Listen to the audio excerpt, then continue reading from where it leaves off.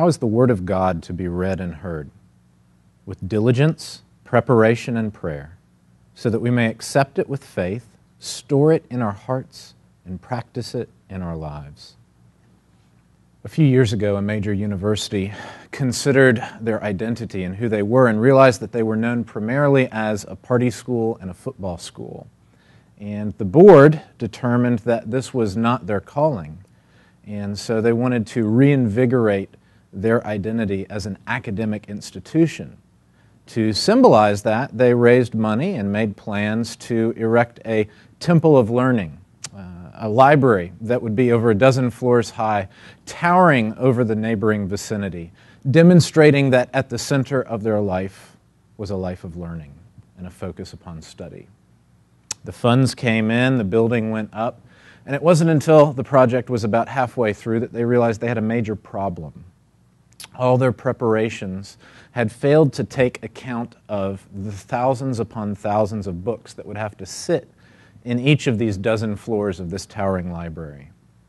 They had to call an audible, as it were, and halfway through the process, what was to be a 12-story library became a 6 or 7-story library.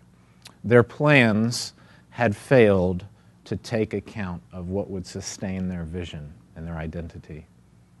I suspect that often as Christians and as churches, we run into similar problems. We have a high sense of our identity in Christ. We have a sober and serious sense of our calling as Christians. And yet oftentimes we go about life, ministry, mission, without enough gas in the tank, without enough to sustain us day by day. The Apostle Paul addresses this kind of situation when he writes to the church at Colossae. In Colossians 3, he says this, "Put on then as God's chosen ones, holy and beloved, compassionate hearts, kindness, humility, meekness, and patience, bearing with one another, and if one has a complaint against another, forgiving each other, as the Lord has forgiven you, so you also must forgive.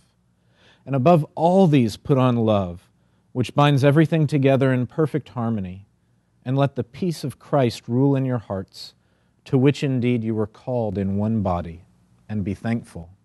Let the word of Christ dwell in you richly." Here in Colossians 3, Paul identifies the high identity of the church, that they're God's chosen ones, and that as chosen by God, they've been made holy and beloved in Jesus Christ. They have an identity that is of God's doing. It's inviolable, it's eternal, it's sure and steadfast. And not only that, it is good and exalted. To match that high identity, Paul describes this remarkable sense of calling. They're to have compassionate hearts, they're to be humble, they're to be peacemakers, they're to be forgiving of those who do them wrong. Above all, they're to be loving.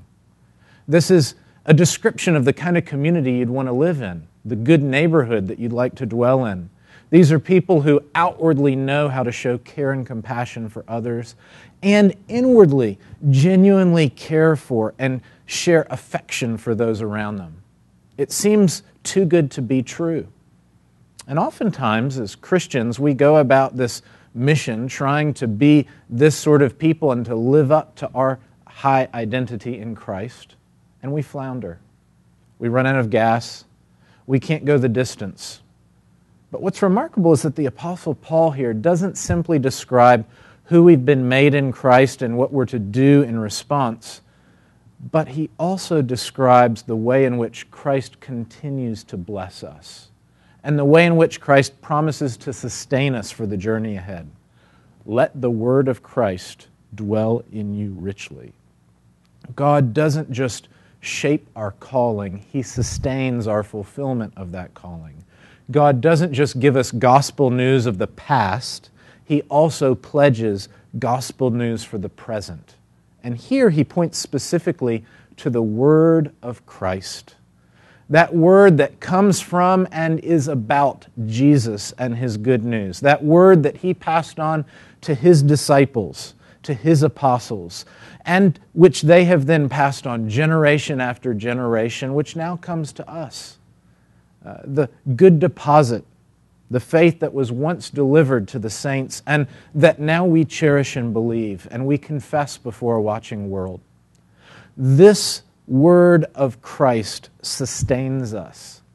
Notice two things about how Paul speaks of Christ's word dwelling. First, he says it dwells in you. It actually comes into you. It takes habitation in you. The language here is that of the tabernacle. When we say something dwells in you, we're drawing on language from the Old Testament where God would dwell within or amongst Israel. God would make his home there. Here, God's word makes his home amongst his people. God's word takes habitation here, dwelling in our midst.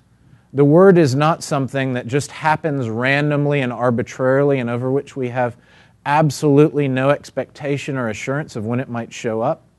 Rather, it's a sure and steady presence. Just as the tabernacle was a sure and steady presence in the neighborhood, so God's word dwells in us. It's there day by day. It doesn't flee, it doesn't run away. It's present to God's people. Not only that, but secondly, God's word dwells in us richly. It's the language of overabundance, of excess, of a fountain that overflows because it is filled to the very brim and beyond.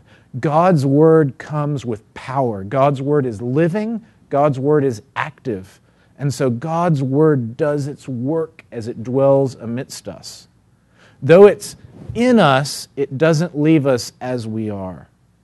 God speaks through his word. And that's why the Catechism speaks of our reading and hearing God's word in receptive terms. Oftentimes today, if you study the art of interpretation, what's called hermeneutics, if you look at it literarily or philosophically, all the rage is to consider the way in which readers make meaning, listeners make meaning. We spin things, we hear things from our vantage point or our perspective. There's much truth in that. We are active as we read. We are engaged as we listen. We can mishear or misperceive. We can view things and will necessarily view things from our vantage point or perspective. But much more fundamental, when we're talking about the Word of God, is that God is active. At a much deeper level than any of our competencies, of any of our character traits, is the fact that the eternally competent and the completely faithful God of the gospel promises to be here and to change us in this way. He promises to sustain us by his very word. And so while we do have to attend to being careful and diligent readers, while we do want to learn how to handle God's word discerningly and wisely, how we want to grow in our ability to deal with texts, whether they be from the Bible or from elsewhere, we run here to these words because we have a promise that's true of no novel or of no poem. It's a promise that God will speak, that God will act, that God will really be present here. And that in so doing, God will not only share his life with us, but he'll begin the process, and he'll continue the process of doing away with the death that's within and giving birth to new life within us. The Bible is a means of grace. Reading it, hearing it proclaimed, this is a way in which the word of Christ dwells in us richly. It's the way in which anxious, overwhelmed, impatient, unloving men and women are sustained as God calls them by his glorious election to be holy and beloved, and thus to go out and to be compassionate and peaceful, to be humble and to be loving, and above all to be thankful. We receive God's word because we know we must live by his grace or die. We must live by his sustenance or we will fail.